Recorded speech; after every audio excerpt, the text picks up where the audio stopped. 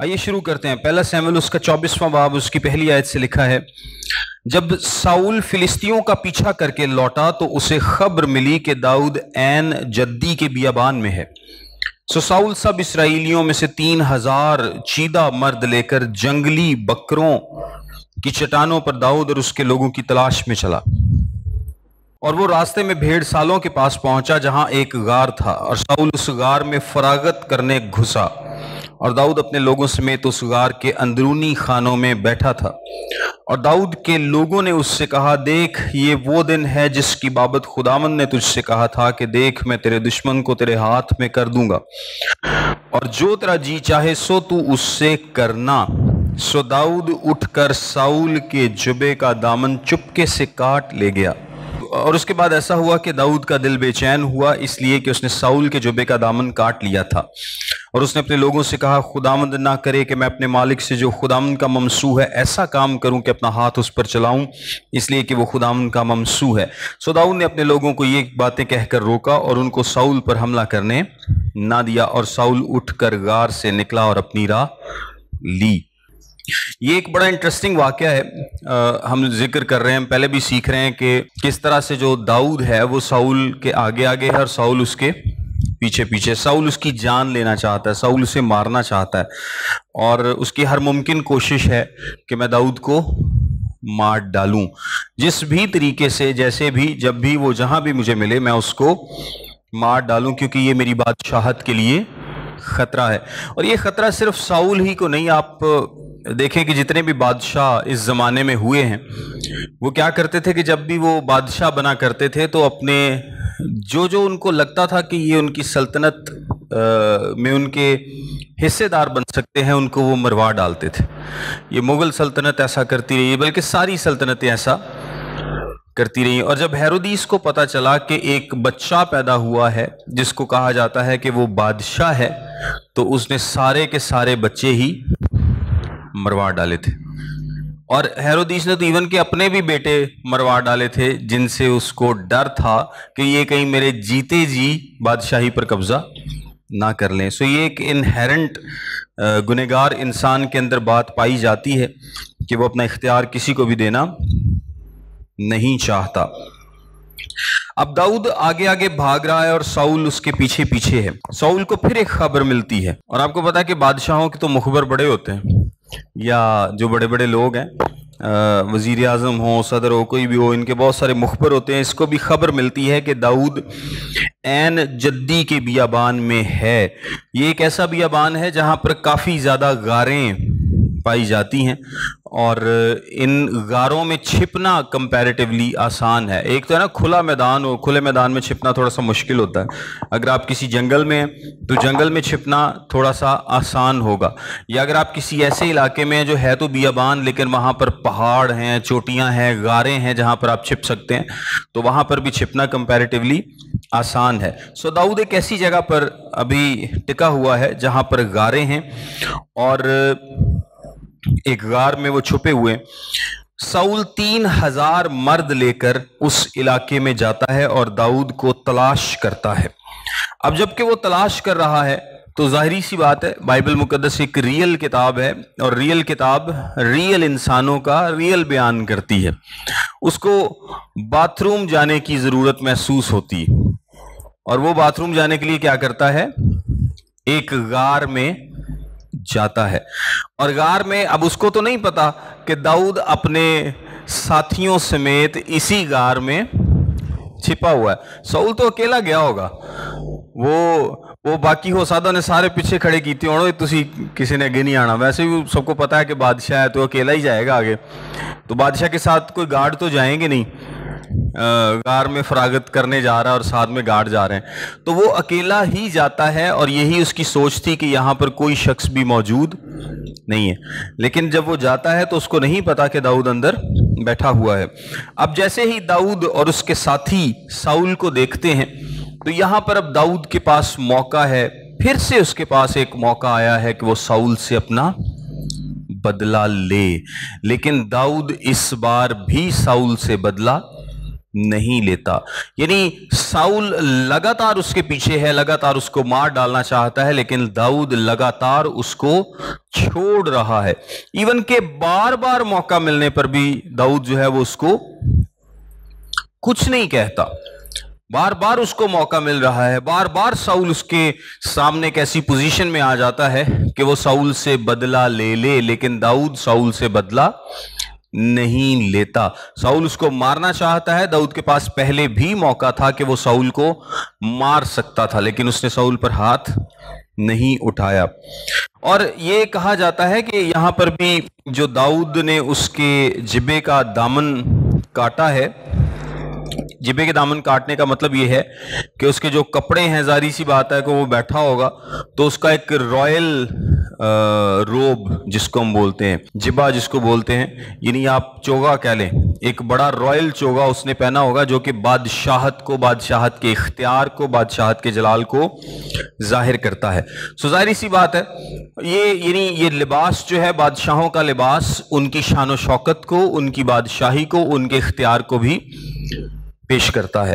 तो जब वो अपने लिबास में इस तरह से बैठा होगा तो उसका घेर बड़ा होगा। दाऊद चुपके से जाता है और कहा यह जाता है कि दाऊद को, कुछ लोगों का ख्याल है कि दाऊद शायद पहले उसको मारने के लिए बढ़ा, या उसके जब साथियों ने उसे कहा और बाद में जाकर उसने ये सोचा कि नहीं मैं ऐसा नहीं कर सकता, और उसने वापस अपने साथियों से जाकर कहा कि मैं खुदावंद के ममसू पर हाथ नहीं चला सकता। कुछ लोगों का ख्याल है कि वो मारने के लिए बढ़ा था, लेकिन उसने क्या किया है, उसने इरादा बदला है और बाद में वो सिर्फ उसके जिब्बे का दामन ही काट कर वापस ले आया है। बहरहाल ये ख्याल ही है, यहाँ पे लिखा नहीं है। और वो अपने साथियों से आकर कहता है कि मैं उस पर हाथ नहीं चलाऊंगा क्योंकि वो खुदावंद का ममसू है। यानी खुदावंद ने उसको मसा किया, मसा करने का तेल उस पर उंडेला गया, उसको मखसूस किया गया, बादशाह होने के लिए उसको बादशाह ठहराया गया। सो अब मैं उससे कोई बदला नहीं ले सकता, खुदावंद जाने और साउल जाने। बेशक दाऊद को इंतजार है क्योंकि दाऊद इन लाइन नेक्स्ट बादशाह है। दाऊद को पता है कि अगला बादशाह कौन होगा, मैं हूंगा। और ये सोच उसके दिल में आ सकती थी कि यार इतना इंतजार क्यों करना, क्यों अपने आप को इतने ज्यादा इंतजार में डालना, और क्यों एक वेट इस बात के लिए करते रहना कि कब खुदावंद मुझे इस बादशाही को दे। तो क्यों ना खुदावंद की बरकत को जो कि उसने मेरे लिए ऑलरेडी रखी हुई है ले लिया जाए। यानी बाजुकात जब हमें पता होता है कि खुदावंद ने ये हमसे वादा किया है, वो ये बरकत हमें देना चाहता है, तो बाजुकात हम करते हैं कि उस बरकत को जल्दी ले लेने के लिए कुछ गलत काम कर बैठते हैं और इंतजार नहीं करते। एक और केस अगर आप देखें तो इसमें इब्राहिम की मिसाल आपके सामने है कि इब्राहिम से भी खुदा ने एक वादा किया था कि मैं तुझे क्या दूंगा, बरकत दूंगा, मैं तुझे औलाद दूंगा, लेकिन बहुत अरसे तक उसको औलाद नहीं मिली। और जब मिली भी तो खुदावंद ने क्या कहा कि इसको क्या कर दे, कुर्बान कर दे। यानी ओबीडियंस ज्यादा जरूरी है, खुदावंद का हुक्म मानना ज्यादा जरूरी है। वो जो बरकत खुदा आपको देना चाहता है ये खुदा का और आपका मामला है। खुदा जानता है कि वो आपको कैसे वो बरकत देगा, आपको खुद को उसे लेने की जरूरत नहीं है। या इवन कि अगर वो आपको बरकत मिल भी चुकी है तो उससे जकड़े रहने की जरूरत नहीं है। जिस तरह इब्राहिम को वो बरकत मिल चुकी थी, उसको औलाद मिल चुकी थी, खुदावंद ने कहा इसको कुर्बान कर दे, तो वो क्या था, ओबीडियंस को तरजीह देता था। यानी खुदावंद के हुक्म मानने को अव्वलीन दर्जा देता था। वो उस बच्चे को भी कुर्बान करने को तैयार था, ऑल्दो कि उसके लिए इजी नहीं था। सो दाऊद अपना बदला नहीं लेता। देखिए, और साउल उठकर गार से निकला और अपनी राह ली, और बाद उसके दाऊद भी उठा और उस गार में से निकला और साउल के पीछे पुकार कर कहने लगा, ऐ मेरे बादशाह, ऐ मेरे मालिक बादशाह। जब साउल ने पीछे फिर कर देखा तो दाऊद ने औंधे मुंह गिरकर सिजदा किया। और दाऊद ने साउल से कहा, तू क्यों ऐसे लोगों की बातों को सुनता है जो कहते हैं कि दाऊद तेरी बदी चाहता है? देख, आज के दिन तूने अपनी आंखों से देखा कि खुदावंद ने गार में आज ही तुझे मेरे हाथ में कर दिया। और बाजों ने मुझसे कहा भी कि तुझे मार डालूं, पर मेरी आंखों ने तेरा लिहाज किया और मैंने कहा कि मैं अपने मालिक पर हाथ नहीं चलाऊंगा क्योंकि वो खुदावंद का ममसू है। मां सिवा इसके, ऐ मेरे बाप, देख, ये भी دیکھ کہ تیرے جبے کا دامن میرے ہاتھ میں ہے، اور چونکہ میں نے تیرے جبے کا دامن کاٹا اور تجھے نہیں مار ڈالا، سو تو جان لے اور دیکھ لے کہ میرے ہاتھ میں کسی طرح کی بدی یا برائی نہیں، اور میں نے تیرا کوئی گناہ نہیں کیا۔ گو تو میری جان لینے کے درپے ہے، خداوند میرے اور تیرے درمیان انصاف کرے، اور خداوند تجھ سے میرا انتقام لے، پر میرا ہاتھ تجھ پر نہیں اٹھے گا۔ یہ ایک طرح سے یہی کہنا ہے کہ خداوند تجھے مارے گا، میں نہیں ماروں گا۔ قدیم لوگوں کی مثل ہے کہ بروں سے برائی ہوتی ہے، پر میرا ہاتھ تجھ پر نہیں اٹھے گا۔ اسرائیل کا بادشاہ کس کے پیچھے نکلا؟ تو کس کے پیچھے پڑا ہے؟ ایک مرے ہوئے کتے کے پیچھے، ایک پسو کے پیچھے۔ بس خداوند ہی منصف ہو اور میرے اور تیرے درمیان فیصلہ کرے، اور دیکھے اور میرا مقدمہ لڑے اور تیرے ہاتھ سے مجھے چھڑائے۔ اور ایسا ہوا کہ جب داؤد یہ باتیں ساؤل سے کہہ چکا تو ساؤل نے کہا، ہے میرے بیٹے داؤد، کیا یہ تیری آواز ہے؟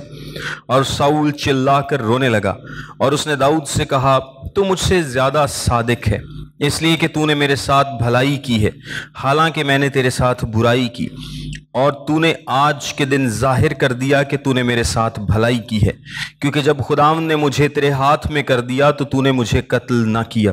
بھلا کیا کوئی اپنے دشمن کو پا کر اسے سلامت جانے دیتا ہے؟ سو خداوند اس نیکی کے عوض جو تو نے مجھ سے آج کے دن کی تجھ کو نیک جزا دے، اور دیکھ میں خوب جانتا ہوں کہ تو یقیناً بادشاہ ہوگا، اور اسرائیل کی سلطنت تیرے ہاتھ میں پڑھ کر قائم ہوگی۔ سو اب مجھ سے خداوند کی قسم کھا کہ تو میرے بعد میری نسل کو ہلاک نہیں کرے گا، اور میرے باپ کے گھرانے سے میرے نام کو مٹا نہیں ڈالے گا۔ سو داؤد نے ساؤل سے قسم کھائی، اور ساؤل گھر کو چلا گیا، پر داؤد اور اس کے لوگ اس گڑھ میں جا بیٹھے۔ گڑھ کا مطلب یہاں پر سٹرونگ ہولڈ بھی ہے، اور گڑھ میں جا بیٹھے۔ اب ہونا تو یہ چاہیے تھا کہ بظاہر اگر صلح ہو گئی ہے داؤد اور ساؤل کی، تو ساؤل اپنے گھر گیا، اور داؤد کو کیا کرنا چاہیے تھا؟ اپنے گھر جانا چاہیے تھا۔ یعنی داؤد کو، اب ساؤل نے وعدہ کر لیا، لیکن داؤد کو ساؤل پر یقین نہیں ہے جب تک ایکشن نہیں ہوگا۔ یعنی ساؤل نے کیا کیا ہے؟ ساؤل شو کر رہا ہے کہ مجھے بڑا دکھ ہے، مجھے پتا ہے تو بادشاہ ہوگا، اور میں غلط ہوں، میں اپنی غلطی کا اقرار کرتا ہوں، میں مانتا ہوں، میں توبہ کرتا ہوں۔ اور وہ رونے لگتا ہے، چلانے لگتا ہے، اور ایسا لگتا ہے کہ اس سے زیادہ دکھ کسی کو اور نہیں ہے۔ اور اب ساؤل بالکل ٹھیک ہو گیا، لیکن ساؤل ٹھیک نہیں ہوا، ساؤل ٹھیک نہیں ہوا۔ آپ بھی بہت سارے لوگوں کو دیکھتے ہیں پریکٹیکلی بھی کہ وہ بہت زیادہ روتے ہیں، بہت زیادہ جوش میں آ جاتے ہیں، اور بعض اوقات وہ غلط بھی نہیں ہوتے، یعنی غلط اس سینس میں کہ جان بوجھ کے نہیں کر رہے ہوتے، لیکن وہ ایموشنز میں ایسے پڑ جاتے ہیں، یا ایموشنز ان کو ایسے آ لیتے کہ وہ رونا شروع کر دیتے ہیں، آنسو بہانا شروع کر دیتے ہیں، اور لگتا ہے کہ اس سے پکی توبہ جو ہے وہ کسی شخص کی نہیں ہے۔ لیکن وہ ایموشنز جو ہیں وہ ایکشن میں تبدیل نہیں ہوتے، وہ اسی وقت کے ایموشنز ہوتے ہیں ساؤل کی طرح، اور بعد میں پھر اس کو اس کا پتہ نہیں ہوتا۔ لیکن ان ایموشنز کا ایک فائدہ کیمرے والوں کو ضرور ہوتا ہے، کیونکہ جب لوگ رو رہے ہوتے ہیں نا تو وہ اسی وقت ان کی تصویریں بناتے ہیں تاکہ وہ اس ایموشن کو شیئر کر سکیں۔ میں لوگوں کے ایموشنز کی بات نہیں کر رہا کہ سب کے ایموشنز غلط ہیں، لیکن ٹی وی والے جو ہیں وہ خاص طور پہ کیچ کرتے ہیں لوگوں کے ایموشنز کو، کہ جب لوگ رو رہے ہوں، دعا کر رہے ہوں، زیادہ جوش میں ہوں، تو اس وقت ان کی تصویر لی جائے تاکہ ہماری مشہوری جو ہے وہ اچھی ہو۔ اور یہ ہم نے پہلے بھی بات کی تھی، زیادہ ایموشنز میں آنا سچی توبہ کو ظاہر نہیں کرتا۔ آپ رو رہے ہیں، آپ چلا رہے ہیں، آپ پشیمان ہو رہے ہیں، آپ دکھ کر رہے ہیں، آپ اپنے آپ کو چاہے پیٹ رہے ہیں، کچھ بھی کر رہے ہیں، یہ اس بات کا اظہار نہیں ہے کہ آپ کی توبہ سچی ہے، کیونکہ سچی توبہ کہاں سے ہوتی ہے؟ سچا اقرار دل سے ہوتا ہے۔